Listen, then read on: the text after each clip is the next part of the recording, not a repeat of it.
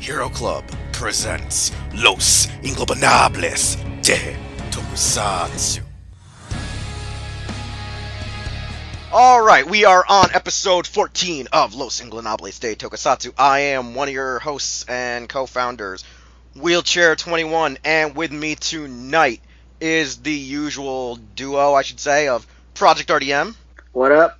And we have freaking Janitor Joker, Mucha. Oh shit.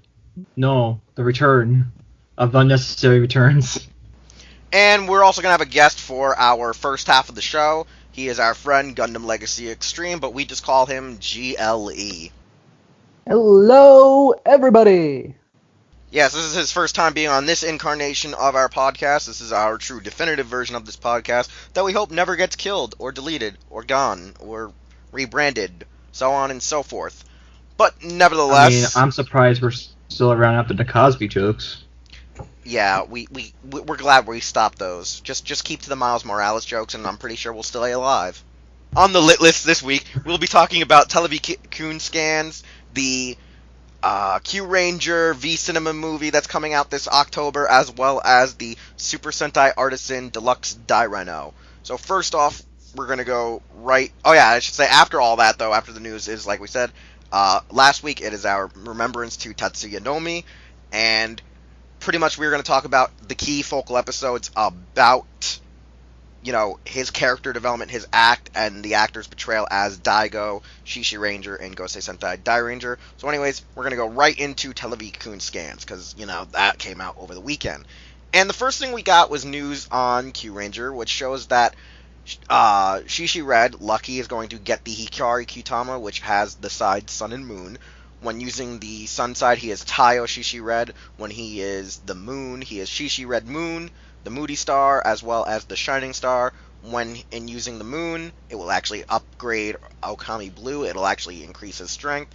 When using the Sun, he's just super fast, super strong, and can shoot out a freaking Sun and Moon called the Taiosuki Finish. And honestly enough, this form is going to debut on the most recent episode of Q-Ranger, like coming up this week, alongside Scorpio destroying Champ, and we're actually going to see his grotesque face underneath the mask.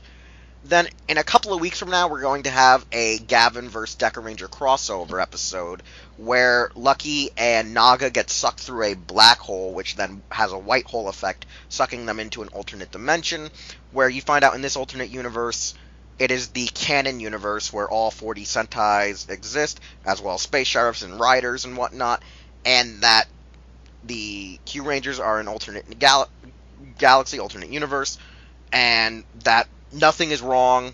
They're the only ones that are from the wrong universe, and we'll get to see the Dolgrain team up with Ryu Voyager in one of the fights with one of the kaiju in that universe before they return home. And then we got the scans for the Q-Ranger movie, which will be mostly about Ryu Commander, Xiaolong Pao, and fighting three, like, siblings called the Ingobernabes, Kal, Guess, and Omo, as they search for the Cerberus Voyager. Honestly, that's all the news we got for Q-Ranger. So, guys, what's your thoughts? I'm going to go with Chris first, or I should say GLE, my apologies.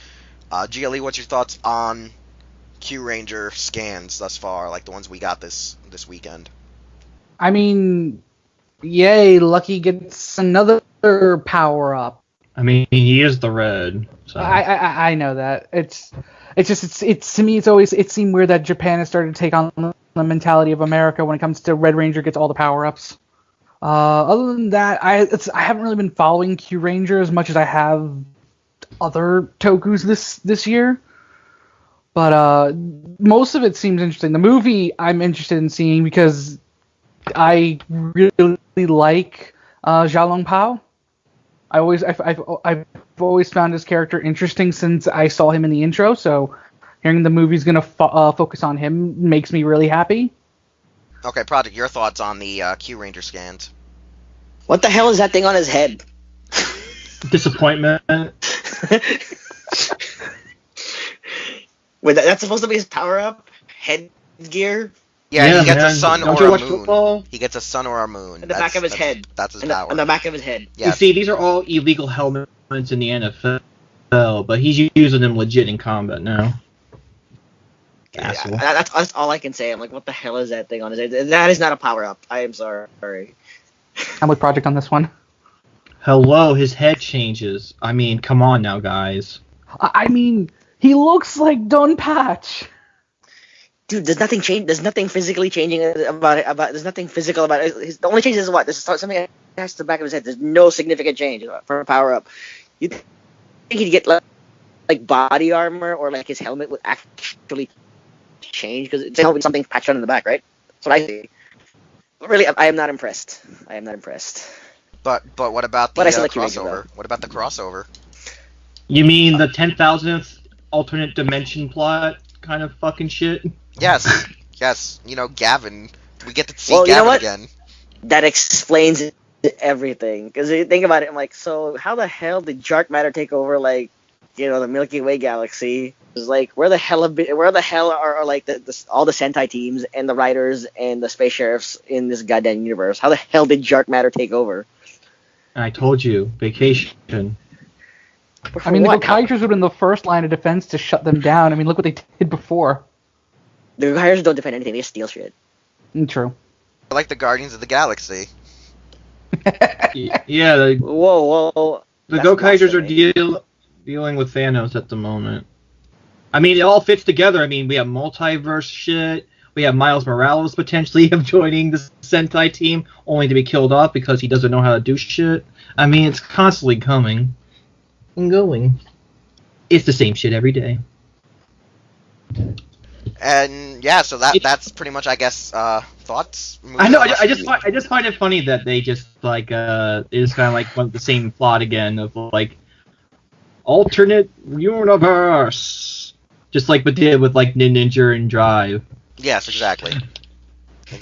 All now, right. now let's go over to those goddamn X-Aid scans, because we now see Muteki Gamer has appeared at Emu's final form, where he will become Kamen Rider X-Aid Muteki Gamer through the Hyper Muteki Gashat.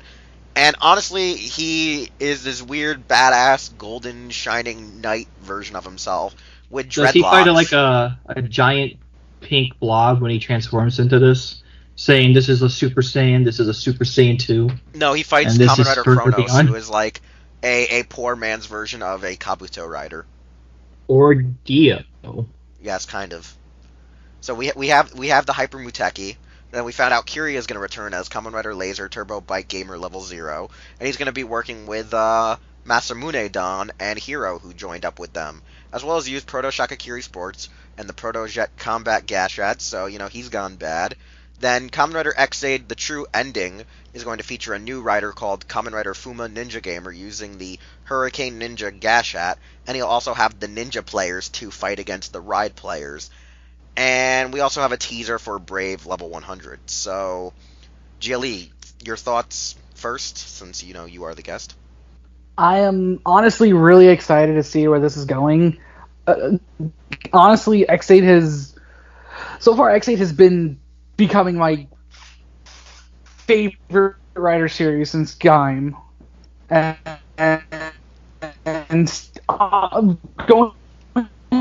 Starting with the Muteki form, it took 3 looks.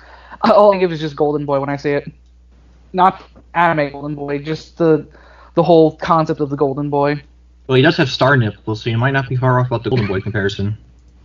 The only thing that's kind of disappointing is that it doesn't have its own unique weapon. But it's following the when it trope comes of all to, the final Fubu. forms lately, where it takes the mid-form weapon and keeps on using it. I guess. And then the Fuma Ninja's cool. All right. Projekt X8 thoughts.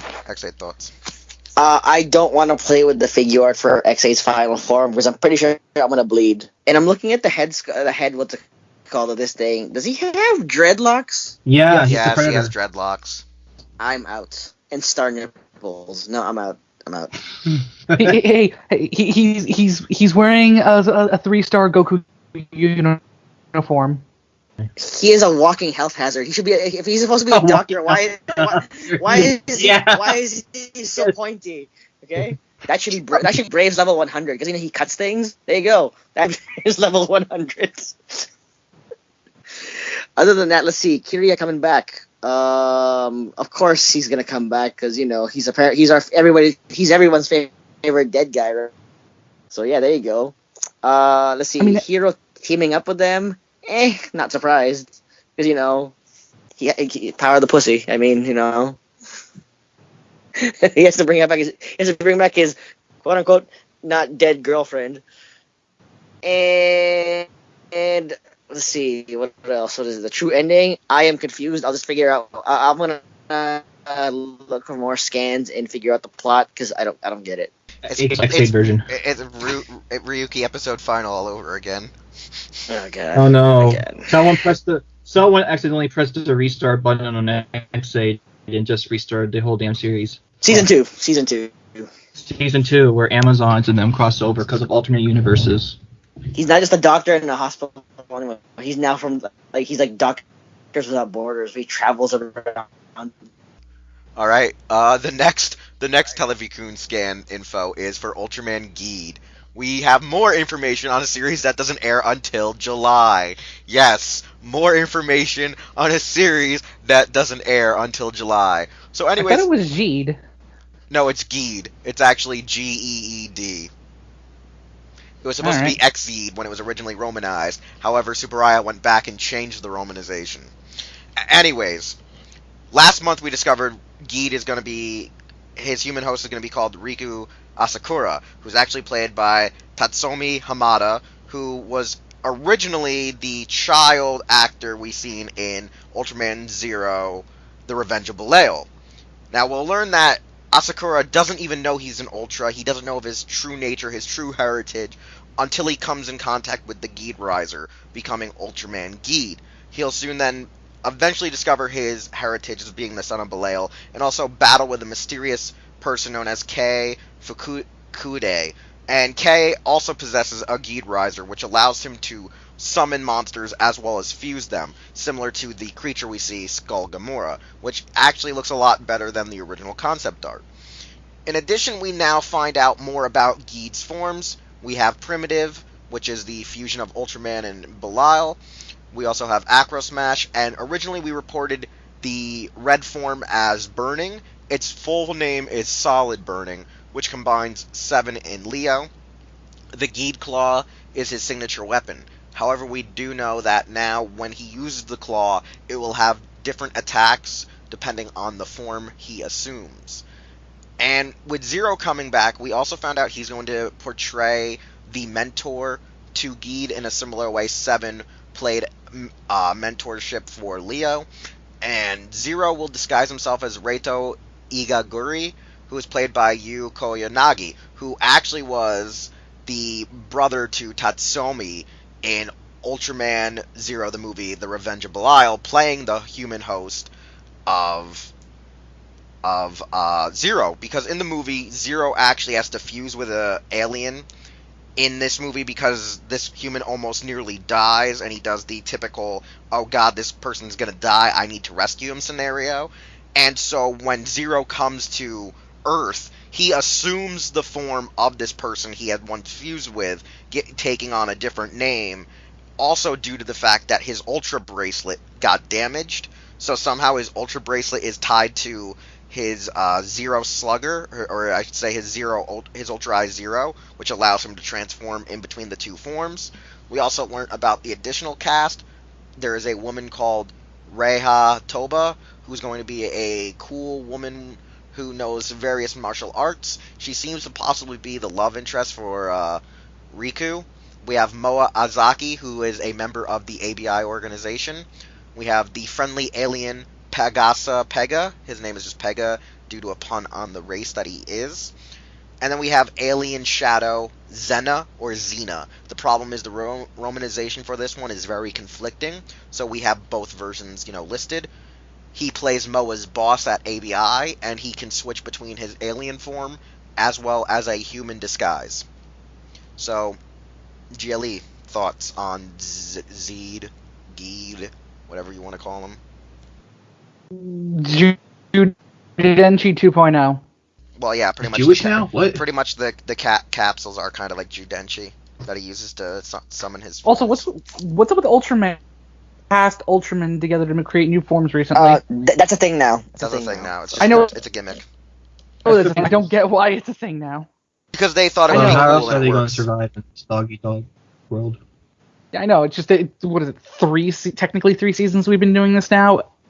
Technically only two. Ultraman X with the stuff becoming armor. Technically only 2. Only- Okay, Projekt, your thoughts. I got nothing. It's like Okay. I've seen it once, seen it all already, and I think it's dumb. Wait, so quick question.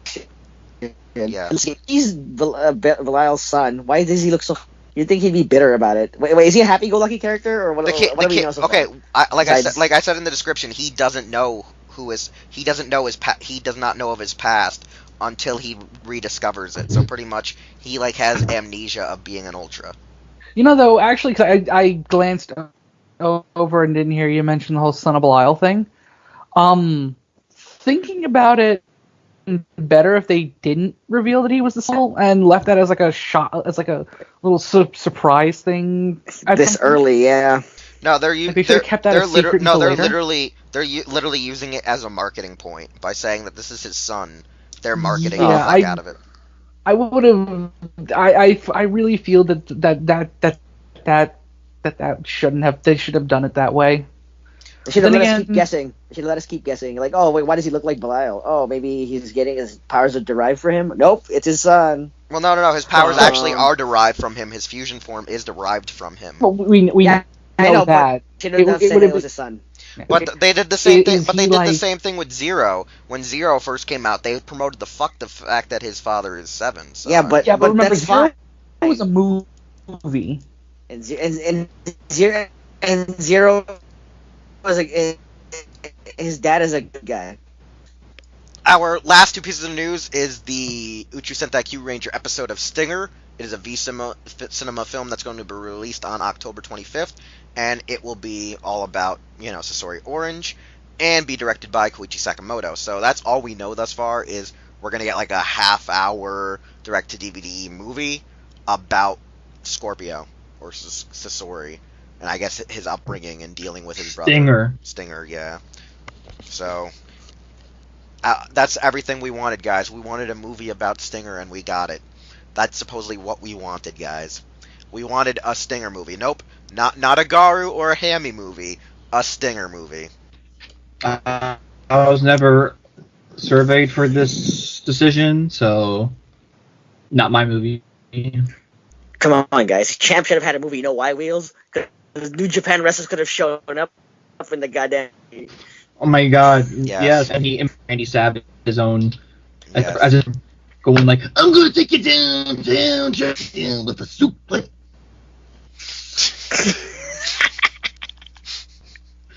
Yeah, so we're not too while keen. holding Slim Jims in both hands. We're not too keen on it being a Stinger movie, even though we know Scorpio's gonna steal the show if he's in the film. Because come on now, who doesn't love Takatora?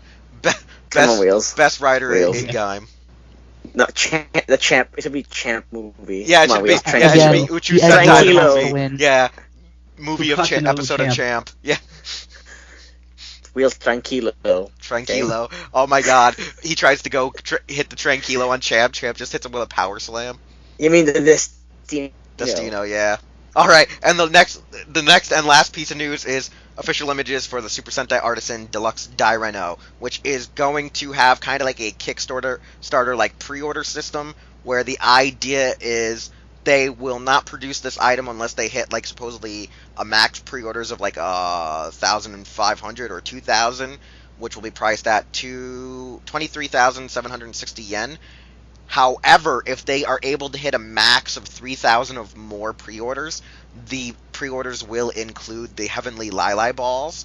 So they're really hoping that they can get what they want of their stock pre-ordered, and if they get over the amount of orders they intend to have, they will include like complete selection level like Heavenly Lili balls with the order, which I think is incredible. The only funny thing about the Super Sentai Artisan Dairenoh at this time is it's actually the fusion between like a really like more updated version of the original mold, cross-branded and cross-fused with the Legacy line Megazord. So pretty much they took the Legacy Power Rangers Thunder Megazord and kind of did a little bit more retooling to it to make it more accurate to the actual original product, so it will actually hold better together when it's in Megazord form, or I should say Mecha form. So yeah, is anyone willing to spend, $250 on this just to try to get Heavenly Lili balls? No thanks, I can have somebody make it myself. When does it come out? Like, it's supposed to be coming out next March, but pre-orders are opening now. Maybe, but I can just have somebody make those for me, so... Never know. But I mean, hey man, this is going to be amazing. Either good or bad. I realize this might be a flop. But hey, there's one way they can really market this thing. And, we're going to talk about that matter right now, since we'll be, remembering Tatsuya Nomi. And we're going to be talking about the Daigo episodes of Gosei Sentai Dairanger. So, Mucha, give us like a good brief synopsis about the character of Daigo and the episodes that are about him. Where do we begin? Daigo from Dairanger, aka Shishi Ranger. He's mostly known for the Kujaku arc, which is a 6-episode arc that was spread out through the entire series. But his initial focus episode was with the Key Jester from episodes 3 and 4 of Dairanger, which were episodes that kind of explored the lore behind Dairanger, such as like the Dai and the Gorma powers, like their whole backstory, like what the hell that war is all about, and also explores kind of who is in the sense of why he's a Dairanger, like why he's so focused to do what he does as the Dairanger. And it shows that he's a soft-hearted, like, compassionate person who people's souls and these puppets, and then, they would try to kill you, as Wheelz would mention in his nightmares. Am I right? And the puppets are actually quite amusing to watch because they freak you the hell out.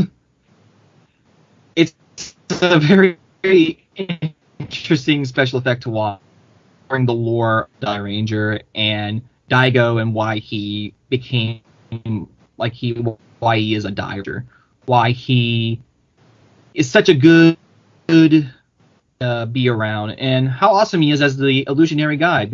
Does anyone else have like initial thoughts? Like, how'd you guys feel about the episode, like 3 and 4? With these first few episodes, they're actually some of the best episodes, I think, in Dairanger from its very beginning. Because, like, it just comes out of nowhere, like, these weird killer puppets. Because, like, the episode tries to start out as a Kazu and Shoji episode. And then, like, Daigo just steps in and, like, kicks them aside. It's like, yeah, you guys almost killed some kid today. And then, like, he takes over, like, the entire episode. Like, the episode, like, even the next time on Dairanger, it promotes it as like a Shoji Kazu episode, but then next thing it's freaking Daigo's episode, and then the following episode is still him, because they're having to chase down the monster and get the souls back. So it really shows that he's like this really serious kind of... Like, the thing is, Daigo's actor, like, he's a great character, but at the same time, like, he has that resting bitch face that applies to him looking like a really mean person who doesn't seemingly care. Like, he looks like he should be like the Sixth Senshi, where he doesn't give a fuck about the team, but he really does deep down, because he just looks so angry. He looks like he's very serious about the Dairanger task, because he knows... Yeah, like, it's very weird. Like, his character is very serious. He's very committed to the cause, but they never really go further in depth onto why he got naturally that committed. It was just like, yeah, you're chosen to save the world. Okay, resting bitch face, rest of the show. I think it's more because Daigo is just that type of person. Like, as soon as he hears about, like, I accept this is my my task, my destiny. It's Megami Kotaro became black. He's just kind of like, okay, I accept this. You know what? I think that's the thing. Is he's kind of like a modern day like Ronin samurai, just looking for a destiny, like looking for a reason.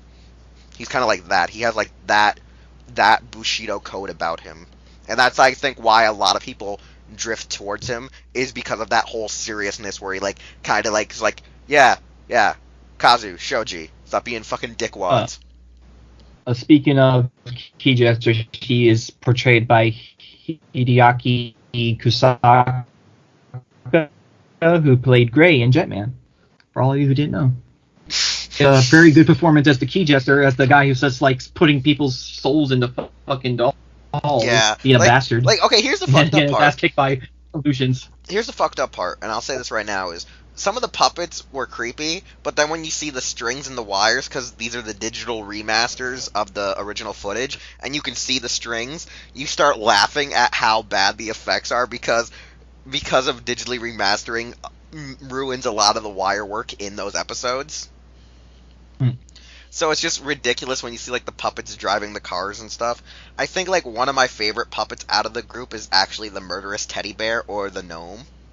Before we talk about the Kujaku episodes, which are the real meat of Daigo's like character arc and story in Dairanger, let's talk about the episode with the cactus guy. Oh yeah, the one that comes. Yeah, because that's the weird part. Is the cactus guy comes in during the Kujaku arc, and like it sort of ties into the Kujaku arc, but it doesn't tie into the Kujaku arc. Because if I recall, Kujaku's spirit just tips off Daigo on what the fuck's going on, because Daigo's too dumb to not realize what actually is going on. Yeah.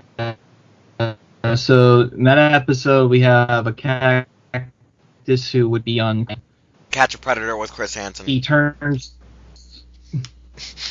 Yeah, the Catch a Predator with Chris Hansen, but this time it's a Catch a Predator with Shishi Ranger. Yeah, exactly. Well, he would turn like little girls into dolls, and then like as a kid's kind of zany plot. But when you're thinking about it as like an adult person, you're just kind of like, okay, that's disturbing. Much more disturbing than I thought it should be. He dances like weirdly that you just kind of get weird vibes from him. Wait, you don't want to touch him. Isn't this also the episode where Daigo gets that plant that lives? Like it's the soul of a plant? Or is that another episode I'm confusing it for? Daigo's little plant friend. Because I remember there's like an episode other than just... Like, because everything always with Daigo tends to be pedophiles or attacking children. And he saves the day. Yeah. Well, because Daigo's a guy who cares for like the weak and the helpless. And children are probably like the most prominent for being assaulted like that. So pretty much he's actually what Kamen Rider Baron should have been, someone who cared about the weak than being a douche. Yeah, pretty much. I think this is the episode because I think I remember something about like a cactus plant being taken care of or something. Yeah, because I remember at the very end, like you think the plant died, and then like it like got resurrected like outside his window in his plant sill or whatever. Yeah, but the most important thing is they killed the cactus guy because, you know, he shouldn't live. But, like, I think those episodes show more about, like, who Daigo is. It's more of a just expanding upon, like, he cares about plants. He cares about the people who can't take care of themselves. He has, like, a strong sense of, like, spirituality. Like, he's very in tune with, like, the spiritual side of the entire thing. Not to say like the others aren't, but he's like very attuned to like calming his mind and focusing on the matter at hand. Yeah, he's like one of those really weird people where like it felt like also at times like if you looked at his character, if he was written for like, you know, North American audiences, he also looks like a guy that, you know, used to be a part of like gangs or got out of prison because he's always like looking angry, but he like tends to flowers and all this stuff like to atone for something because like he just he's like the he's like Yusuke from Yu Yu Hakusho, man. Yeah, like Daigo has like a lot of weird issues. Like he looks like his character looks like a guy who should have snapped in the series and like fucked up his own team for no reason, and then be like, "Oh, sorry guys, you just said my trigger word. What was your trigger word? Tuesdays." So then we get to the real meat of the story of Daigo, which is his interactions with Kuchi. 6 episodes, I believe. No, I think it was more than 6. I think it was actually like more, because it always felt like more. Dairanger has a tendency to do that, where like arcs feel like they're longer than they like the Jin arc. No, the Jin arc is like when you watch it and you realize how short it is, you just sit there and you go, fucking Kujaku. But I think the episodes were, it started with episodes 9 and 10, then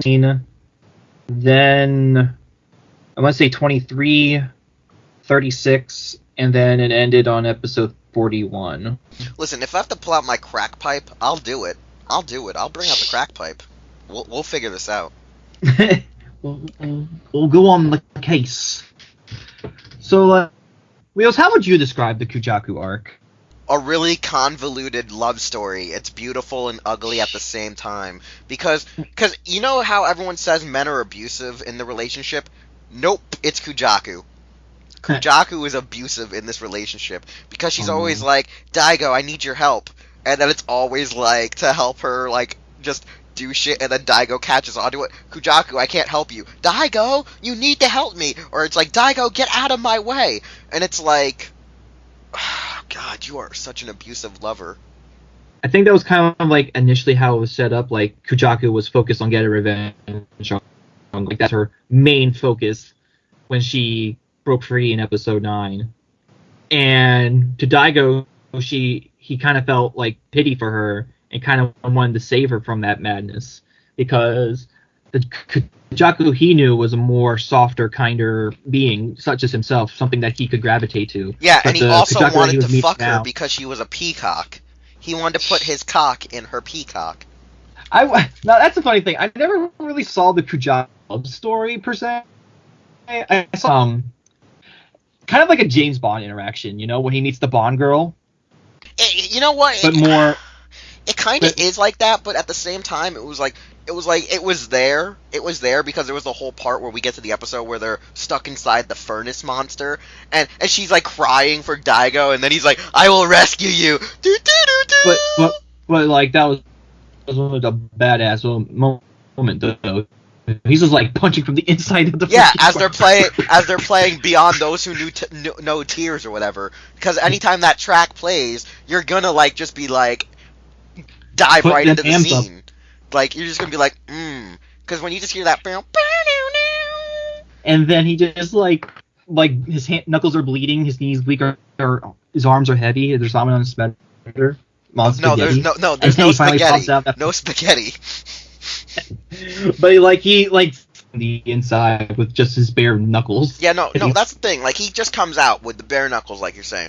But like the thing I see is like there is a love story there, because like there is a love story. It's kind of supposed to be like one of those forbidden loves, because she's supposed to be like a deity, and he's just a lonely, piss poor mortal. But it's like nah, he's in love with a bird goddess, and she like falls in love with him. I think it's kind of like a platonic thing where they're platonic. Yeah. Like they kind of gravitate towards each other, and they kind of have that mutual attraction because of that synergy. But like, I don't think it's necessarily love because Daigo knows better. Like I think it is love, but it's like he needs to keep it on a level where he knows he's never probably gonna get it. It's like on one of those weird love levels where it's like you may have like that one girl in your life that like you love her naturally, but she's not that girl for you, but like you and her still like ride or die for each other, but then you like find another chick. Like that was like his like true love, but he can't have that true love in the physical sense. It's like one of those ones where it's like she was like the thing he really was into, but he knows there's other fishes in the sea that are meant for him. It's like that level of like romance. It's a forbidden love, and they both acknowledge it. You know what I'm saying? They acknowledge it. Yeah, I can see that. Another thing about the Kujaku arc is just how prominent Gar as the antagonist of the arc. Oh, you mean the only one to actually have character development outside of Big Dad Booty Daddy. Dad don't pay no no child support. He don't like paying child support. That's why he tried to kill his whole family. Yeah. Twice. Yeah, like Gaara and Kujaku's like, I guess, initial hatred for each other is one of the more driving forces of the Kujaku arc, not just with Daigo. It's like third Kujaku arc, Kujaku, Daigo, and Gaara. And really, it's about the story of how Gaara and Kujaku hate each other because of past discretions and how Kujaku kind of feels betrayed by Gaara, you know? And so does Gaara went to the side. But Gaara also feels betrayed by Kujaku. Yeah. They have like this. It's a strange like hatred of betrayal that one thinks the other betrayed the other, and it's kind of tragic in a sense. Who wrote this? Did Inoue write this? Was there a river involved? No, not yet. Well, there was in the last episode. In the last episode. Actually, yeah, there was a river, because though they actually start trying to choke each other in the water, like they start fighting each other, having a cat fight in the water. I mean, it sounds erotic, but yes.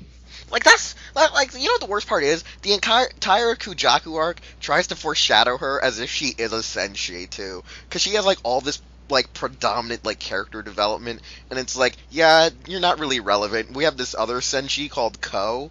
You might have heard of him. He's a child. He turns into a white ranger. Let me give you the 411 and her on me. Yeah, so it's like you know what the sad part is though? When you look at the Daigo episodes, they're not really about him. Only two of the Daigo episodes, and it's when he's dealing with the pedophiles. Is it about him? But I think it's more the Kujaku episodes are more showing off how Daigo's personality can help people and change people, because Kujaku is not the same Kujaku that we saw initially. She's different because of Daigo. Because remember that one episode where people are like poisoned and like someone was gonna go and try to kill some child, and Kujaku actually like wastes like most of her like life protecting this child till Daigo got there. Yeah. That was like one of the best ones ever. It was like she was like at first she wasn't even gonna save that child until the child said that like Daigo trusts you, so I trust you. And she's like, fuck, now I have to defend this child. She said the D word. Dick? No, Daigo. But he has a dick. Shut up, I can't fuck him. I know you want to though. Like I was just waiting for her to like clothesline that chick into the water, be like, just goddamn it, stop referencing. But the arc also like really kind of also changes Gaara to an extent. Yeah, till we find out she's not even the real Gaara. She's just a ghost. She's the homunculus. Yeah, she's kind of like a shell of the universe's interpretation of the Gorma known as Gaara. Yeah, that's the one thing I hate, is that like for this to be a remembrance of Tatsuya Nomi, it's like, man, why does your episodes always like deal with pedophiles and a peacock? Because he is the people's champion of heroes. He brought smiles and protected children from the evils that came from the Gorma. I know, but it's so weird, because like when you look at the first episode with the puppets, like, it was so weird how they're like, ha, bitch, it's not about these senshi, it's about this one. So it's like, because I like every time I watch it, and like I sit there and I'm like, Daigo forces them to go back and apologize to these kids, and then it becomes about him, and I'm like, should it still be about idiot and hairdresser here? I mean, it could be, but why miss out on Daigo, you know? I know, so, there are certain times where I feel like Daigo really stole the show from the other senshi, because the Kujaku arc seems to take a lot of, like, prevalence in the series, I think. Mm-hmm. So, like, at the same time, like, while I love the character, and the funny thing I think why I also enjoy him is he's, like, one of the cooler green senshi during that time. Like, he's one of the best green senshi, because one of his parts of his fighting style is to low blow his opponent. Yep. Like, he's gonna hit you in the dick and then throw you half a mile. Yeah. I think, though... well, hold on. I think one of the things that also is crazy, though, is, like, what was his elemental energy? Was it lightning? I can't really remember. His power was illusions. It was illusions. That's right. I also found that to be like a weird part about his ability was the illusions at times, because like Ko also used illusions, which was kind of weird. Ko is weird because I think his attacks were more sound based. They were just projections of like high frequency sounds that he created. While Daigo's is more actual physical illusion that will attack you in different ways or shapes and forms, like with a bicycle or a bus or giant Shaddam attacking you. Yeah, because like that's the one thing that I just find very weird is like when I look back at the Dairangers at times, like they seem to not have characters while having characters, and I feel that even when they have their development, it still kind of feels loosely bland at times. Like they just kind of sugarcoat it, and even though it's an enjoyable series, it's like it's hard to go back and give a good explanation of who these people kind of are to new fans. Because when I look at Daigo, I always say resting bitch face badass who gives a fuck about children and peacocks. Yeah, but like, Kujaku also again dived more into the lore of the Dairanger world and the war of the Gorma, and just how complex and just how savage it is. Because when Gaara like switched sides, and when Kujaku didn't come back for Gaara, and they were just mutually against each other, there was like intense hatred for said things happening. Like there was no love loss.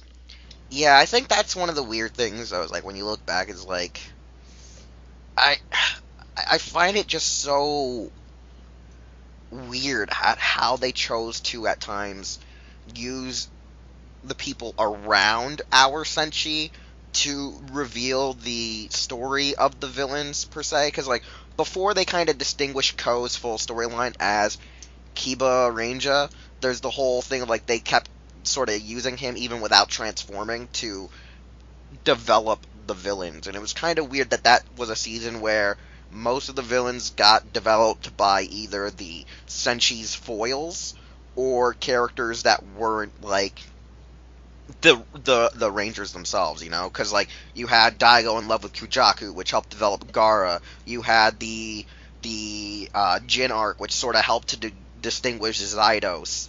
You had the Akamaru arc, which helped to distinguish Shaddam. So it was kind of interesting, and every time the three either did something crazy or effed up, then they would then up as an advert reveal who the Great Emperor was, and then because of Daijinryu, we found out Master Kaku is one of them, and it further develops more of the Gorma storyline. So it was like everyone around the Senshi tells the story of the Gorma and not them directly too. So it was kind of interesting. I think it was an appropriate thing though, because we have to remember that the Dairangers in our show are next generation people. They really have no knowledge of the past. They're just kind of like the modern era guys of that time that take up the mantle. So I think it's actually pretty clever to introduce these characters from the past to help the Dairangers deal with like the future that was to come in the War of the Gorma.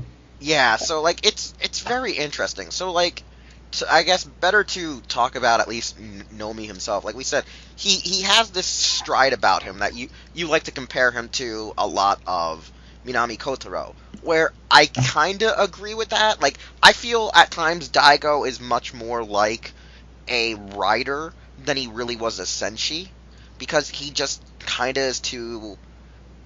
Would the term stoic be the case? Because he was just too...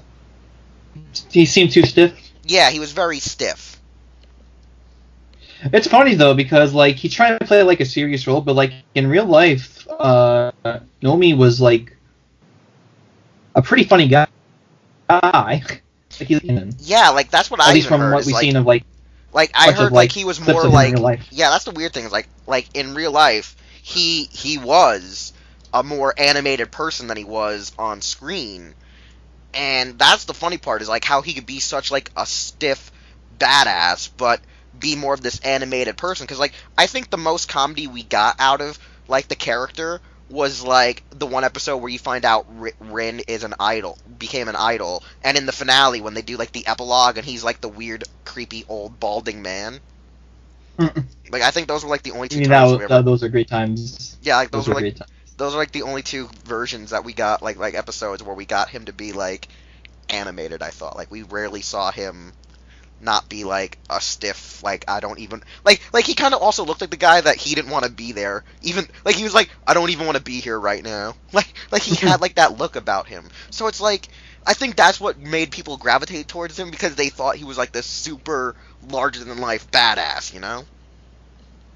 Yeah, like I don't think he ruins the role of Daigo, but maybe it would have been appropriate to have Nomi be like a comedic character, maybe like a shoji or something, you know? I don't think he needed to be like a shoji. I think he needed to be...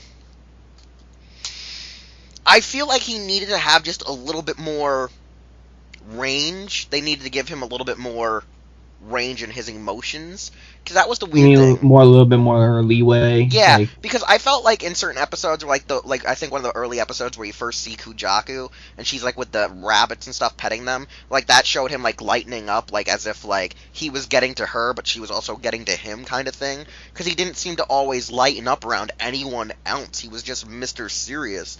And the one thing I hated was, I also felt like at the time in the show, they tried to make Shoji comedic, but then there would be episodes where they tried to make Shoji super serial because by standards, supposedly, he was supposed to be the second in command, but for a majority of the episodes, Daigo was shown to be like their real second in command, even though his number was number 3, I think, on his motorcycle, when Shoji was number 2. Mm-hmm. So I felt that, I think the direction did not understand what the hell they were doing. Because I also felt like, looking back at the series, Daigo and Shoji should have been butting heads more than when Shoji would be butting heads with Ryu in certain episodes. Like, I thought they should have had, like, you know, the straight... Like, kind of how, like, people like Ban and Hoji. Like, I felt like Daigo should have been bouncing back with Shoji because they were, like, so different individuals. Mm-hmm. You know what I'm saying? Maybe that's possible. I'm not sure if like Daigo is that type of guy that would like, at least in terms of the character, like be someone who butts heads, because I think he's just too zen for that. Yeah, I think like that's the thing. Like he puts off that zen character when you get to know his character. But if you like were just like your first time watching the show, like you've never seen Dairanger and you just picked it up and just went into any episode, you would think, like, he would not be able to tolerate anything Shoji does and would, like, be always butting heads with him or storming off. Like, if you never watched it. That's what I think is probably the hardest issue, is, like, if I took up a photo of Nomi right now, and like, when he was on the show, and showed it to someone who's never seen Dairanger, they would say, who's this pissed off individual? And I think that's probably the hardest part about the character, was he was always too... in game, like he was like, I guess it's a sense of like he may not wasn't able to really pull off what Daigo really was, because his mind, like Nomi's mind, on being like the quiet but like sensitive person who kind of loves nature and is in tune with like his spiritual side, like Nomi kind of pulls it off as more of like a stiff, like grumpy face kind of deal. I think whatever the directors told him to do to be in the direction he should be was too much stiff. Like he looked like he was a Ronin. He looked like he was without a cause, but the Dairangers gave him a cause. Whereas like had he been just directed a little bit better to emote more, but like try to hide his emotions, it would have been able to transgress what like people like you and a few others saw in his role. Like I don't hate it. I don't really hate anything about Dairanger, really. It's just like there are certain things after so many years of watching it, I started picking up either cues or interpretations through talking with individuals like you, Oga, and others online, that it's like, oh, that's what he was supposed to be. I thought he was just supposed to be like basic 80s biker badass dude that just had a stick up his ass. Like, I don't think Nomi ruins the role in any way. I think he's a little... I guess, as I said, unconvincing of being like Daigo, but I think he's able to pull in a at least serviceable performance to where you're not annoyed by Daigo. Yeah, you know? like that's the thing. At least Is, we're like, talking I about feel Daigo. I feel like when it comes to not just him, but Dairanger in general, I do feel like some of the actors were either miscast or misplaced. But at the same time, I don't really think, since I don't know many actors during that era of the 90s, like, I can't, like, say, oh, this actor would have been better, this actor could have been better. Like, nowadays, since I've been watching more J-dramas, more different movies from Japan, there's ways where, like, if I heard, like, oh, this guy was originally supposed to be casted as this Senshi, or as this writer, I could be like, oh yeah, maybe he could have been better as that character. But like when you look back at older shows, it's hard to distinguish who should have been, this character. So it's like when I look back at Dairanger, I can't see it any other way. There could have been a whole lot of better choices, but we never saw them because, it's so old. So it's like I can't really ever see it any other way than what it was presented to me as. So it's like every person, in a sense, fit the role intended for them. But there could have been other possibilities. Like when you showed me the first early test footage that showed Kazu and Ryo switched around, I was sitting there like, nope. Does not compute. Nope, doesn't work for me. Because I don't think Kazu's actor's strong enough to pull off a leading role, because most Red Senshi are, like, in a sense, the leading role of yeah, the like, that's the weird part. Kazu, as a Red Senshi, he was, I feel like, 4 years too early. He looks like a Red Senshi that would have came from Mega Ranger and on. Like, honestly, oh my god, he looks like he would have been a better Go-Go 5, like a better 5 Red. I think he would have been better, like, as that. Like, I feel like he would have fit in there, or as, or in Ginga Man.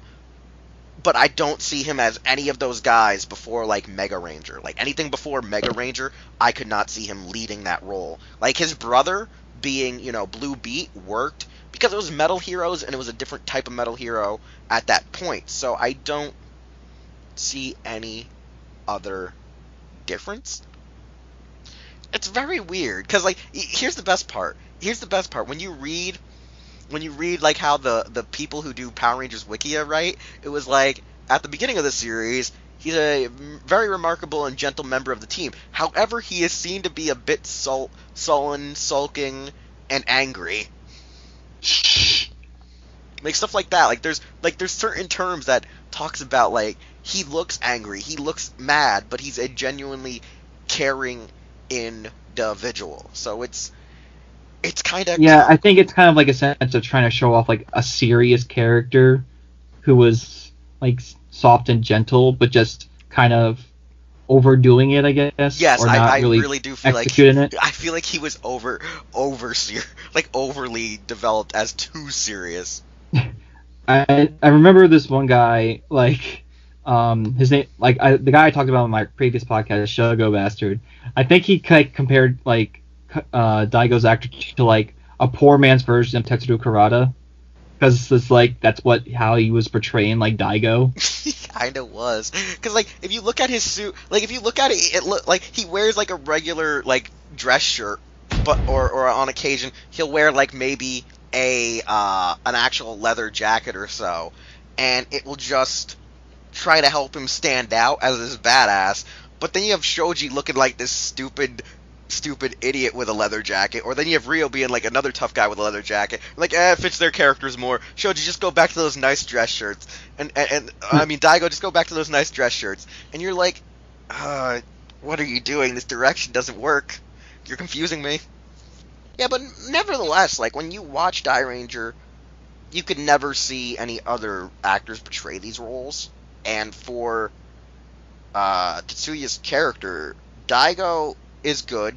Like, there is obvious misdirection there, I do feel like, because of how the character is supposed to progress over time. They still made him always look like he was, like, angry at something. Like, there was just something, like, always hurting him. It was weird because, like, he's initially like he's written as like this kind and soft-hearted person, but he looks like he's a loner type person who's kind of like angry about something. Like, the best way to explain it is, it feels like his inspiration was like Toshiro Mifune. It was like he was just like looking up to like every Toshiro Mifune role ever made. Like, and I was like, nah, be you, don't be Toshiro. Be you. I mean, yeah. You're not even like the same character, so. And the thing is like, because of, you know, his tragic passing, like, I could never ask him, like, was it like his choice of how he thought to portray the character, or was it the direction? So I feel like I'll never get a true answer from his co-stars, but I hope one day, if I ever get to meet them and actually be able to have a real conversation with them, they will be able to explain to me why it came off as that for his appearance, because, like, I still love all of them. I really do, even if I don't like their characters. I love the show. I love everything about Dairanger, and I'm still upset, like, you know, one of my favorite senshis is now passed away, as well as their mentor has passed away, because Master Kaku is a G. He's a G, and I'd like to talk about him one day, but it won't be anytime soon. But nevertheless, this is going to conclude our show in a sense. We hope that people do go watch Dairanger. We hope you guys do enjoy Tatsuya Nomi, because this is the only thing we know him for acting in for like an entire series. All of his other appearances are small guest roles, and you know, it's a shame. It's a shame he left this world the way he did, and it's just bad for us. So we hope that, you know, this is a good way to remember him by. If you guys like have a favorite moment from the Daigo episodes that you want to tell us about, leave them in the comments below, and maybe we'll, you know, bring them up on a future episode. We'll talk about, you know, everyone else's like messages and such. Anyways, I'm Wheelchair21. My co-host here talking about him at this time was Janitor Joker. During the news segment, as you heard, was GLE, as well as Projekt RDM. And don't forget, you can follow us on Twitter or Facebook, Instagram. Our contacts are in the description below. And we'll see you all next week with a brand new episode of Los Ingobernables de Tokusatsu. And we have nothing planned for you on that episode. But we'll see you next week. Hey, it's Wheelchair21, and thanks again for listening to an all-new episode of Los Ingobernables de Tokusatsu. If you want to hear more content or see more content from the Hero Club YouTube channel, we're going to need you to subscribe, like, comment with some feedback, and share this channel with a friend. We also would like you to check out our website, hero-club.com, and follow us on various social media outlets just by looking up Hero Club for Life, as well as the stores you see are where we shop. Anyways, thanks again, and we'll see you all next time.